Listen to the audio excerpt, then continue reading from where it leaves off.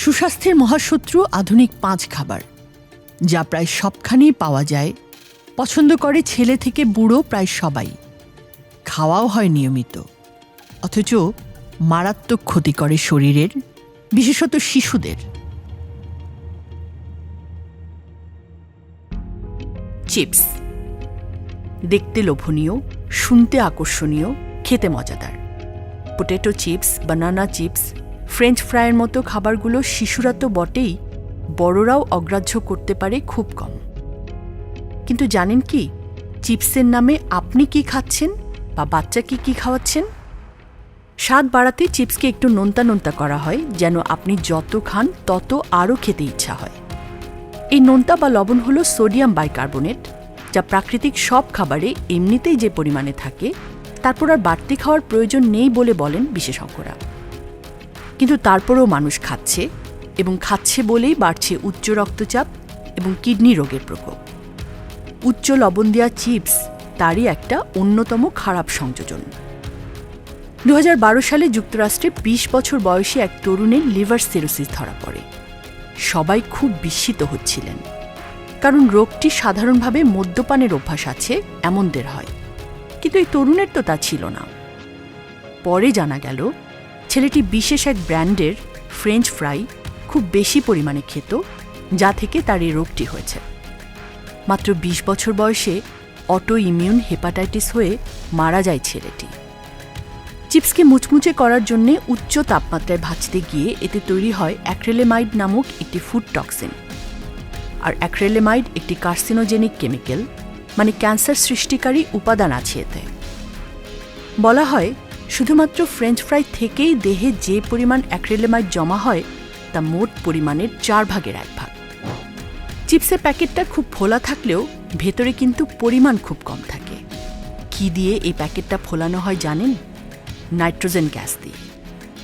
Super shop থেকে এইমাত্র বেশ দাম দিয়ে যে চিপসের প্যাকেটটা কিনে বাচ্চাকে দিলেন, তার আলুগুলো হয়তো কাটা হয়েছিল আজ থেকে বহুদিন আগে কোনো এক ফ্যাক্টরি ঘরের স্যাঁতস্যাঁতে অন্ধকার প্রকোষ্ঠে বসে, দীর্ঘদিন সংরক্ষণ করে রাখার উদ্দেশ্যে, যার প্যাকেটে ভরা হয়েছে নাইট্রোজেন গ্যাস। কল্পনা করুন, আপনার সন্তান চিপসের সাথে সাথে এই গ্যাসও খাচ্ছে। কী প্রতিক্রিয়া হতে পারে তার নিষ্পাপ শিশুদেহে?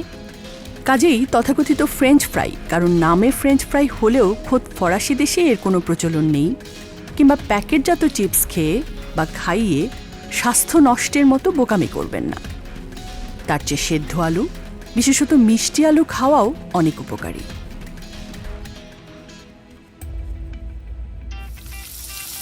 Fried chicken.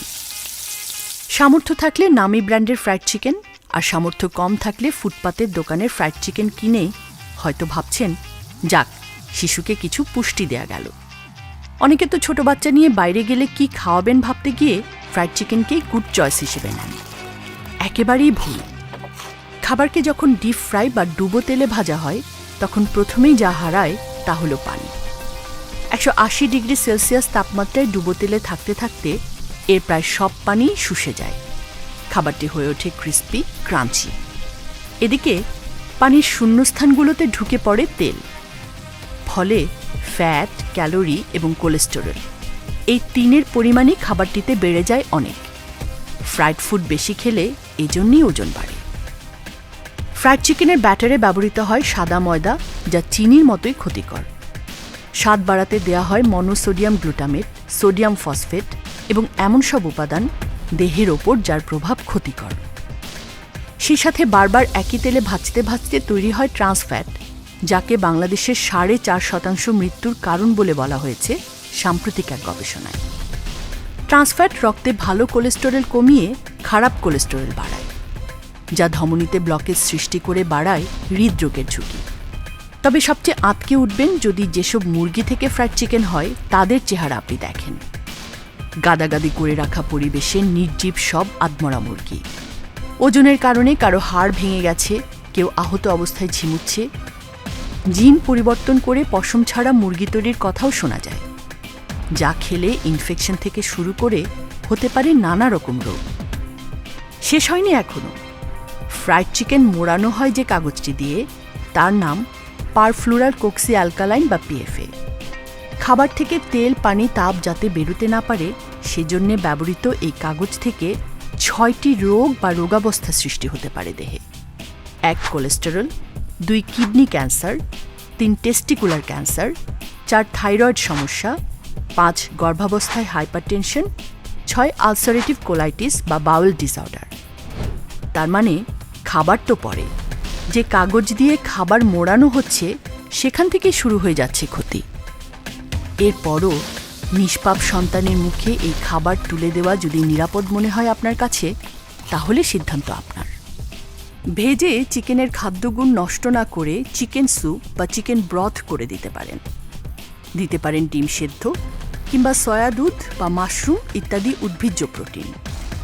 প্রাণীজ প্রোটিনের বিকল্প হিসেবে এই উদ্ভিজ্জ প্রোটিন অপেক্ষাকৃত নিরাপদ, আর আমরা চাহিদা বাড়ালে দামও হতে পারে সুলভ।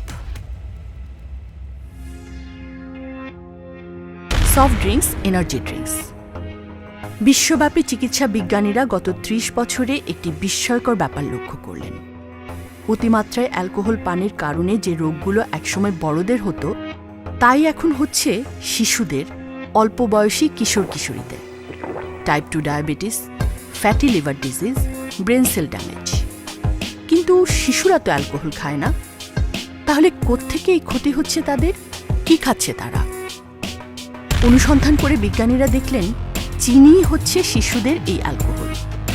গত 30 বছরে প্রসেস ফুড আর ফাস্ট ফুড যেভাবে আমাদের খাদ্য জগৎকে দখল করেছে, তাতে চিনির দৌরাত্ম্য এতই বেড়েছে যে কয়েক বছর আগের একটা জরিপে দেখা গেছে দোকান থেকে যেসব প্রসেস ফুড আমরা কিনি তার 75% মধ্যেই দেয়া আছে উচ্চমাত্রার চিনি, এবং এই চিনির সবচেয়ে বড় অংশটা শিশুদের দেহে যাচ্ছে সফট ড্রিঙ্কস, এনার্জি ড্রিঙ্কস ও ফ্রুট ড্রিঙ্কসের মাধ্যমে। প্রমাণ চান? হাফ লিটারের এই গ্লাসটিতে যে পরিমাণ সফট ড্রিঙ্কস আছে তা 11 চামচ চিনির সমান, আর 1 লিটারের এই বোতলে আছে 22 চামচ। তার মানে আপনার সন্তান যদি দিনে হাফ লিটারের মাত্র 1 বোতল করেও ড্রিঙ্কস খায়, বছরে সে খাচ্ছে 365 গুণ 11, অর্থাৎ 4015 চামচ বা 16 কেজি চিনি। ইউরোপের ইপিআইসি ইন্টারঅ্যাক্ট স্টাডিজের এক গবেষণায় দেখা যায় প্রতি বোতল ফিজি ড্রিঙ্কস টাইপ 2 ডায়াবেটিসের ঝুঁকি বাড়িয়ে দেয় 29 ভাগ। প্যারিসের সরবন বিশ্ববিদ্যালয়ের একদল গবেষক দেখেছেন দিনে 100 মিলি ফিজি ড্রিঙ্ক, সপ্তাহে 2 ক্যান, ক্যান্সারের ঝুঁকি 18 গুণ বাড়িয়ে দেয়। ফ্যাটি লিভার ডিজিজের কথা তো আগেই বলা হলো, সেই সাথে দাঁতের ক্ষয়, হৃদরোগ এবং ডিমেনশিয়া যেটা বয়স্কদের হয়, শিশুরা আছে সেই ঝুঁকিতেও। চকলেট খাওয়া কি ক্ষতিকর না স্বাস্থ্যকর তা বোঝার আগে জানতে হবে চকলেট কি কি ধরনের হয়। সাধারণত 3 ধরনের চকলেট আমরা দেখতে পাই: dark chocolate, milk chocolate, white chocolate. Dark চকলেটকে বলা হয় চকলেটের সবচেয়ে কম প্রক্রিয়াজাত অবস্থা, যে কারণে এর কিছু কিছু উপকারের কথাও বলা হয়। যেমন বলা হয় এতে অ্যান্টিঅক্সিডেন্ট থাকে, যা একটি উপকারী উপাদান। কিন্তু বাচ্চারা যে চকলেট বেশি পছন্দ করে তা হলো নানা ধরনের মিল্ক চকলেট। প্রচুর পরিমাণে চিনি ও দুধ ব্যবহার করে এই চকলেটগুলো বানানো হয়, ফলে এসব চকলেট হয় খুব মিষ্টি এবং থাকে একটা স্টিকি বা আঠালো ভাব। ডেন্টিস্টরা বলেন এই মিষ্টি বা আঠালো ভাব হলো মুখের ব্যাকটেরিয়ার একেবারে আদর্শ খাবার, যে কারণে মিল্ক চকলেট বেশি খায় যে বাচ্চারা, তাদের প্রায় সবার মুখে ক্যাভিটি বা দাঁতের ক্ষয় বলে রোগটি দেখা যায়। একটু ভেবে দেখুন, আপনি যখন কোনো ডেন্টিস্টের কাছে যান, চিকিৎসার জন্য যদি দাঁতে ড্রিল করতে হয়, তাহলে রীতিমতো ধাতব ড্রিল মেশিন নিয়ে তাকে কাজ করতে হয়। আর সেই কাজই চকলেটের মতো একটি আপাত সুস্বাদু নরম খাবারের মাধ্যমে হচ্ছে। তাহলে কতটা শক্তিশালী এই উপাদানগুলো? এছাড়া চকলেটে আছে কোকো, যার উপাদান ক্যাফেইন ইনসমনিয়া বা অনিদ্রার সৃষ্টি করতে পারে। কারো কারো পাকস্থলীর স্তর কোকোর প্রভাবে ক্ষতিগ্রস্ত হতে দেখা গেছে। পেটে ব্যথা, বমি, গ্যাস্ট্রিকের জ্বালা পোড়ার মতো উপসর্গ তখন হয়েছে। বেশি চকলেট হার্টের পালপিটেশন বাড়িয়ে দিতে পারে, সৃষ্টি করতে পারে ঘাম, কাঁপুনি এবং দমবন্ধ অবস্থা।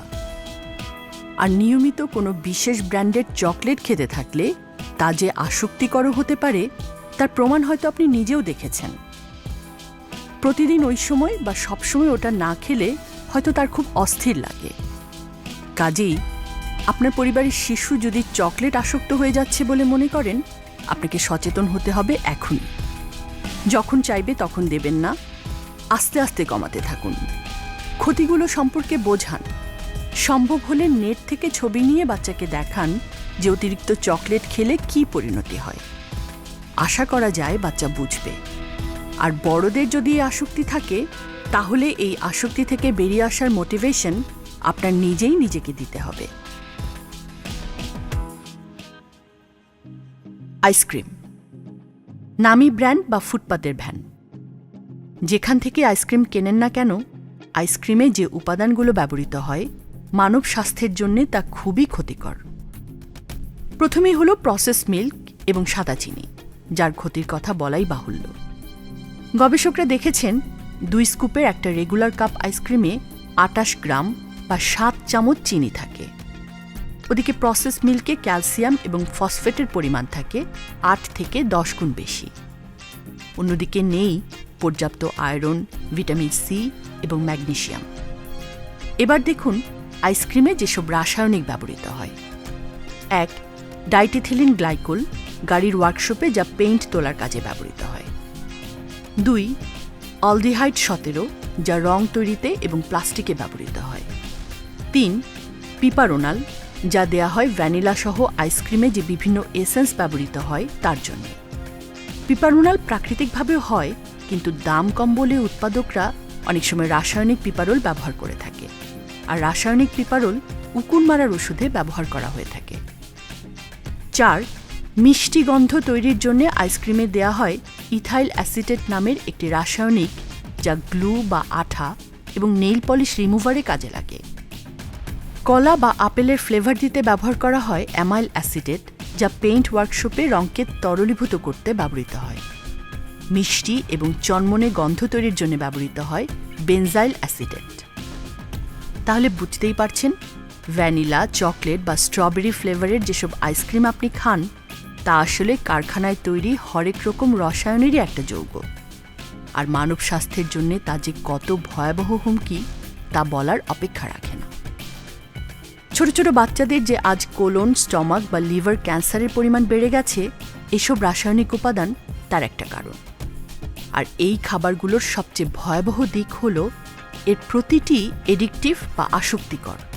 মানে একবার যদি বাচ্চা খেতে শুরু করে, তাহলে তা থেকে তাকে মুক্ত করা কঠিন। যেমন কঠিন মাদকাসক্তকে মাদক থেকে মুক্ত করা। তবে আসার কথা হলো শিশুদের উদ্বুদ্ধ করা সহজ।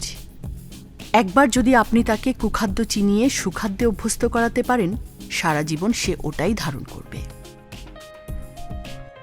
তাই আসুন নিজেরা সচেতন হই, শিশুকে সচেতন করে তুলি। এই খাবারগুলোর বদলে শুরু থেকেই তাকে অভ্যস্ত করে তুলি প্রাকৃতিক খাবারে। ভিডিওটি ভালো লাগলে পরিচিতদের সাথে শেয়ার করুন। কমেন্টে জানান আগামীতে কী ধরনের ভিডিও দেখতে চান। আর এই ধরনের ভিডিও নিয়মিত পেতে চ্যানেলটি সাবস্ক্রাইব করে আমাদের সাথেই থাকুন।